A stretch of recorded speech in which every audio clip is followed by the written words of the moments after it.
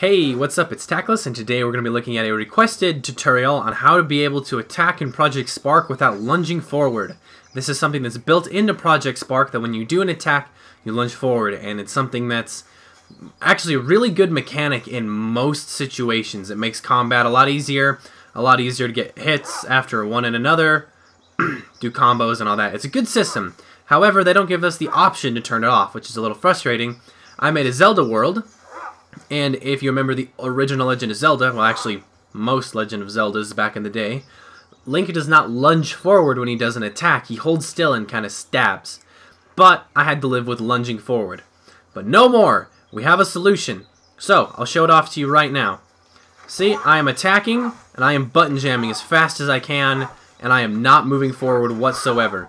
Jumping works fine, but when I jump and start attacking mid-air, it then freezes me mid-air. And I drop straight down with normal gravity, mind you. That little combination right there was more tedious than I'd like to admit. Oh, sorry about that. Phone's sitting on my desk and it vibrates really loud when it goes off. So, this is super easy to do now that I figured it out.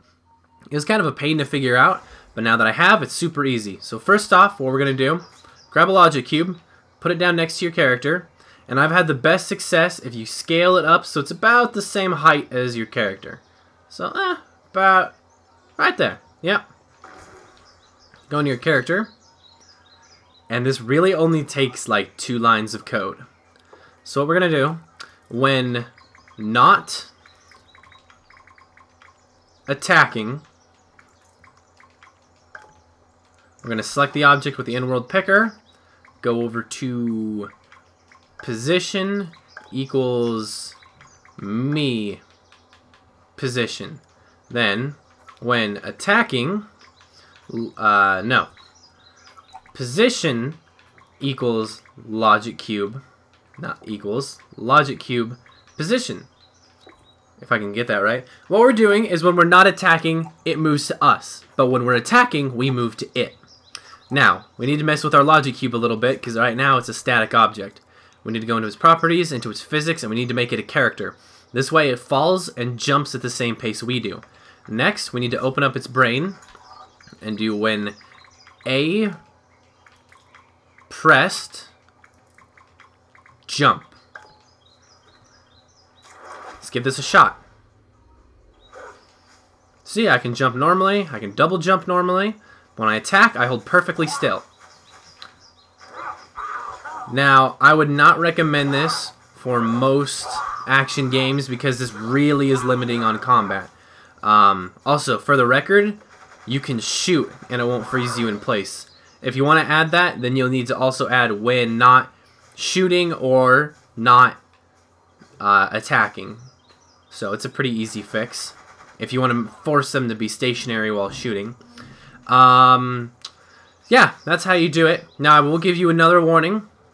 Because of the way that the player tile works, the game will recognize both you and the logic cube that's following you around. Because you can't see it, because it's invisible. But here, I'll just make it visible really quickly. It will recognize both of you as players. Meaning that if it does a reaction for player, then it'll do it twice. Now, do you see it follows me around, jumps with me perfectly, and then holds still as soon as I start attacking. But the way that the player tile works, it recognizes you both as players because you have a command built in. Now, the way that you can fix this, I've done a video on this talking about the player tile and how it's kind of a finicky thing. So, I will leave a link for that in the description if you don't know how to fix it. If your world depends on the player tile, then you could try making maybe a Boolean variable or an attachment or something to work with it. But that gets much more tedious than what I think is necessary. So, that's how you do it. I hope this tutorial was helpful. One last thing that I'm going to do.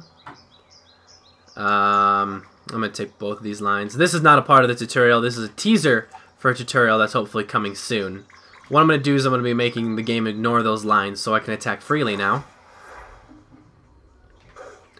Now, if you look in the bottom left corner, I have a combo meter that's now building up.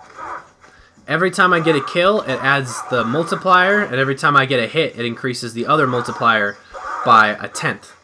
So, I can just keep attacking, and over time, it builds up my meter down there. Now, that meter was for my Titan Supercharge, but